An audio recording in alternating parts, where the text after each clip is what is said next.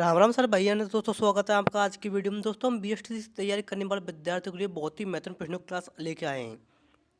अगर दोस्तों आप 2025 में बीएसटीसी में अपनी एक सीट पक्का करना चाहते हो तो ये वीडियो आपके लिए बहुत ही महत्वपूर्ण होगी। इसके लिए आप अपना वीडियो को लाइक करें, चैनल को सब्सक्राइब करें।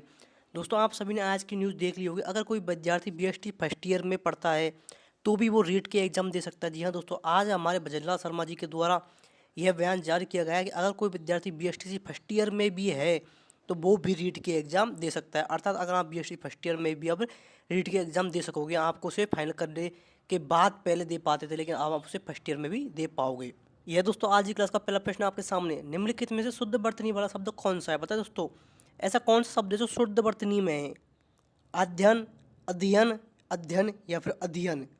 दोस्तों आप सभी को पता होगा, जो अध्ययन जो है ये शुद्ध वर्तनी का शब्द है। शेष ये तीनों जो है अशुद्ध वर्तनी के वैध है, अर्थात ऑप्शन सी इसका सही आंसर होगा। अध्ययन इसका सही आंसर होगा। दोस्तों ये रहा अगला सवाल आपके सामने। निम्नलिखित में से शुद्ध वाक्य छांटिए। बताएं दोस्तों, आपके सामने 4 वाक्य दिए गए हैं, आपको इनमें से एक शुद्ध वाक्य छांटना है। तुम इसका दाम देने जाओ। दोस्तों ये वाक्य आपको बोलने में थोड़ा अटपटा लग रहा होगा। उम्र की संतान अच्छा है। मुझे आपका काम बहुत पसंद है। बेफुजुल बात मत करना। दोस्तों आप सभी को पता है, मुझे आपका काम बहुत अच्छा है, ये एक वाक्य सरल वाक्य और शुद्ध वाक्य। ऑप्शन सी इसका सही आंसर होगा। ये शेष तीनों वाक्य जो है अशुद्ध वाक्य हैं। निम्नलिखित में से अशुद्ध वाक्य दोस्तों बताएं, इनमें से अशुद्ध वाक्य कौन सा है? पुस्तकों में यह श्रेष्ठ है, वे अच्छे अध्यापक हैं, वे लोग जा रहे हैं, या फिर चाय में कौन गिर गया। दूसरे पर अशुद्ध वाक्य पूछा है, तो चाय में कौन गिर गया ये अशुद्ध वाक्य है। अगर यहाँ पर होता चाय में क्या गिर गया तो वो वाक्य शुद्ध माना जाता, लेकिन ये इसमें पूछा गया चाय में कौन गिर गया, ये एक अशुद्ध वाक्य है। दोस्तों प्रश्नों का लेवल धीरे धीरे हम बढ़ाएंगे, आगे थोड़े अच्छे लेवल के प्रश्न आएंगे, लेकिन धीरे क्लास थोड़ी लो लेवल के प्रश्न से ही हाई लेवल तक हम लेके जाएंगे। महर्षि का संधि विच्छेद होगा महत प्लस ऋषि, महान प्लस ऋषि, महा प्लस ऋषि, मह प्लस रोष। बताएं दोस्तों महर्षि का संधि विच्छेद क्या होगा? दोस्तों महा प्लस ऋषि जो है महर्षि का सही संधि विच्छेद होगा।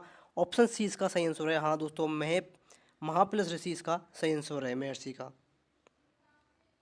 निश्चल का संधि विच्छेद है। बताएं दोस्तों निश्चल का सही संधि विच्छेद क्या होगा? नी प्लस चल, निस प्लस चल, निस प्लस चल, या फिर निस प्लस अचल। दोस्तों नी प्लस चल जो इसका सही आंसर होगा, अर्थात निश्चल का सही जो संधि विच्छेद होगा वो नी प्लस चल है। ऑप्शन ए इसका सही आंसर है।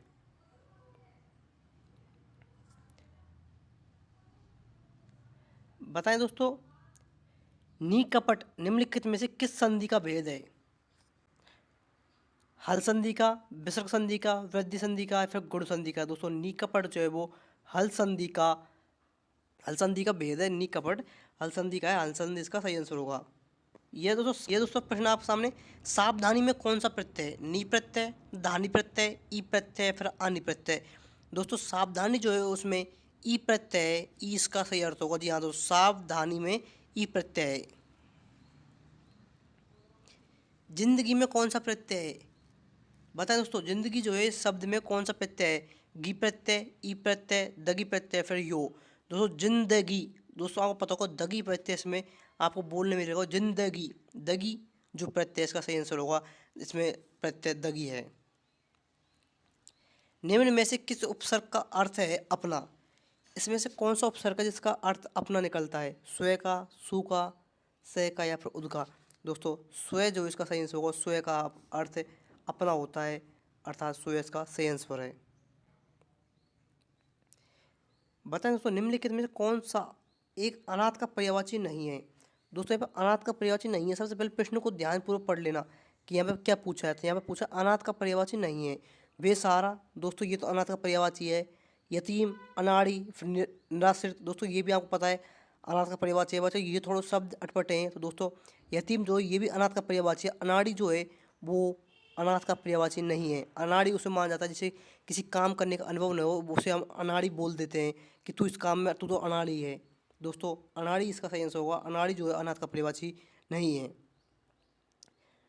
खरा शब्द का विलोम शब्द होगा। बताएं दोस्तों, खरा जो शब्द है इसका विलोम शब्द क्या हुआ? खोटा, साफ, सोना, फिर सरल सरल। दोस्तों आपने सुना होगा खरा खोटा, तो खरा का जो विलोम है वो खोटा होगा। खोटा इसका सही आंसर होगा। निम्नलिखित में से किस वाक्य में सर्वनाम का सही प्रयोग नहीं हुआ है? दोस्तों यहाँ पे आपको 4 वाक्य दिए गए हैं, आपको बताने कौन से वाक्य में सर्वनाम का जो है सही प्रयोग नहीं किया गया है। हमें अपना काम करने दीजिए, तुम अपनी कक्षा में जाओ, यह काम तुमसे नहीं होगा, मेरे को यह रुचिकर नहीं है। दोस्तों यहाँ जो है मेरे को यह रुचिकर नहीं है, इस वाक्य में सर्वनाम का सही उपयोग नहीं हुआ है, बल्कि शेष तीनों में आपको पता होगा जो है सर्वनाम का सही उपयोग किया गया है। ऑप्शन डी इसका आंसर होगा। स्वावलंबी होने के लिए सही मुहावरा है। दोस्तों स्वावलंबी जो होता है उसके लिए सही मुहावरा कौन सा है? पोबारे होना, फूंक फूंक कर पैर रखना, पैरों को पर खड़ा होना, पानी फेर देना। दोस्तों स्वावलंबी मतलब खुद के बल पर जो कार्य करता है, खुद के बल पर किया गया कार्य, उसे हम स्वावलंबी बोल सकते हैं। जो व्यक्ति खुद के बल पर ही सब कार्य करता है। दोस्तों अपने पैरों पर खड़ा होना, जब कोई व्यक्ति अपने पैरों पर खड़ा हो जाता है अर्थात वो सक्षम हो जाता है, वो स्वावलंबी का पर्यायवाची अर्थात सॉरी दोस्तों स्वावलंबी का मुहावरा पैरों पर खड़ा होना है। ऑप्शन सी इसका सही आंसर होगा। ये दोस्तों लोकोक्ति जो है बड़ी प्रसिद्ध है, बोए पेड़ बमूल का आम कहाँ से होए। लोकोक्ति का सही अर्थ है कर्म के अनुसार फल नहीं मिलता, जैसा कर्म करोगे वैसा ही फल मिलेगा, कर्म और फल का कोई संबंध नहीं है, कर्म करो फल की इच्छा मत करो। दोस्तों बोए पेड़ बमूल का आम कहाँ से हुए, कि अगर आप पेड़ बमूल का बो रहे हो तो आप उससे ये उम्मीद नहीं लगा सकते कि उसमें फल आम आएंगे। तो दोस्तों आपको पता होगा, इस देखने में पड़ोगा, जैसा कर्म करोगे वैसा ही आपको फल मिलेगा। जी हाँ दोस्तों, जैसा हम पेड़ लगाएंगे हमें वैसा ही फल मिलता है, उसी प्रकार हम जैसा ही कर्म करते हैं उसके बदले हमें वैसा ही फल मिलता है। तो जैसा कर्म करोगे वैसा फल मिलेगा, इसका लोकोक्ति का सही अर्थ होगा। ऑप्शन बी इसका सही आंसर है। यह दोस्तों आज की क्लास का अंतिम प्रश्न हम आपके सामने, लश्कर में ऊंट बदनाम लोकोक्ति का अर्थ है। बताएं दोस्तों, लश्कर में ऊंट बदनाम जो लोकोक्ति है उसका सही अर्थ क्या है? गुणवान का बदनाम, ऊंट का सदा एक रस होना, मूल तौर का बदनाम होना, दोष किसी का पर नाम किसी और का। दोस्तों लश्कर में ऊंट बदनाम होना अर्थात गलती न होते हुए भी बदनाम होना, अर्थात दोष किसी और के द्वारा किया जाना और बदनाम किसी और का होना। ऑप्शन डी इसका सही आंसर होगा। दोस्तों कमेंट करके बताएं हमने आपको जितने भी प्रश्न करवाए उनमें से आपके कितने प्रश्न सही हुए हैं। अगर दोस्तों आपको हमारी वीडियो अच्छी लगी हो तो वीडियो को लाइक करें, चैनल को सब्सक्राइब करें। दोस्तों अगर आप 2025 में अच्छी मेहनत के साथ तैयारी करते हैं तो 2025 बीएसटीसी में आपकी एक सीट पक्की है। और दोस्तों आप सभी को पता है आजकल ऑनलाइन पर सभी प्रकार के कंटेंट अवेलेबल हैं, अर्थात ऑनलाइन आप जीके, रीजनिंग, हिंदी, इंग्लिश जिस सब्जेक्ट की भी तैयारी करने चाहो, छोटी से छोटी और यूपीएससी तक की तैयारी आप यूट्यूब की सहायता से कर सकते हो बिना 1 रुपये दिए। दोस्तों अगर आप भी अपनी बीएसटीसी या फिर राजस्थान लेवल के एग्जामों की तैयारी करना चाहते हैं तो हमसे जुड़े, हमारे चैनल को सब्सक्राइब करें, वीडियो को लाइक करें।